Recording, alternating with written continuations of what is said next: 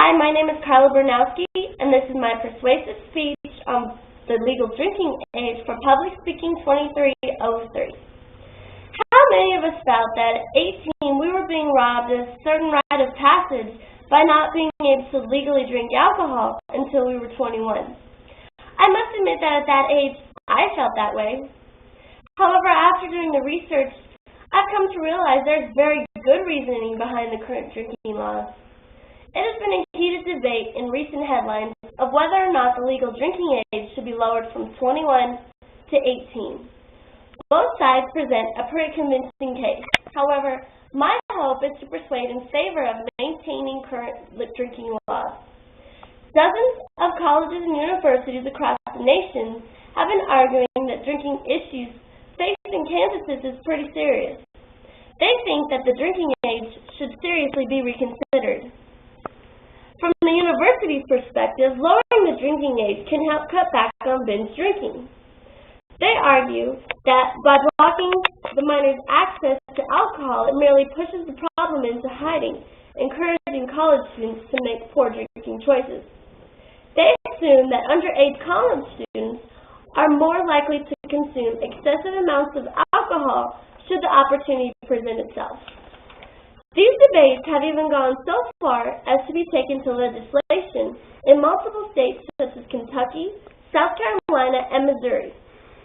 These state legislators think that if one is old enough to fight for our country and one is old enough to vote for our commander-in-chief, then surely they are old enough to drink.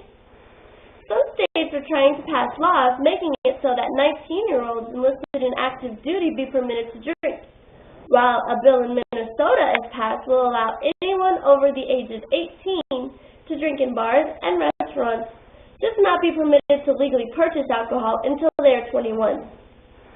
Alcohol is still a very serious health risk, however, and according to an article compiled by the Iowa Governor's Office of Drug Control Policy, alcohol is the #1 youth drug problem in America.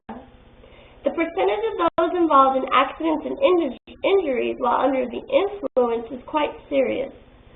Studies have shown that 28% of fatal crashes involving teens are alcohol-related. On a more positive note, according to the National Institute on Alcohol Abuse and Alcoholism, since the age was raised to 21, the number of deaths has steadily declined. Another major health study has shown alcohol affects brain development in teens. Such studies have shown that the brain is not fully developed until the age of 24, and this has substantially negative effects on the coordination, speech, and memory of young adults. Organizations such as Mothers Against Drunk Driving, who actively support laws, advocate that there are a number of solutions to these drinking problems. Such solutions include tightening alcohol policies, strictly enforcing the current drinking age laws, and changing the tone of leniency that colleges hold in failing to discourage underage drinking.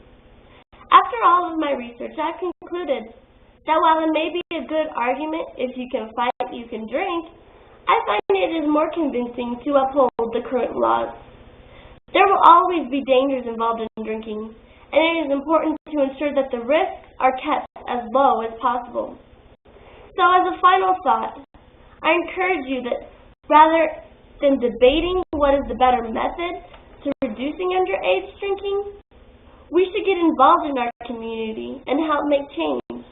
If we set a good example to our young adults, we can ultimately produce real improvement. Thank you.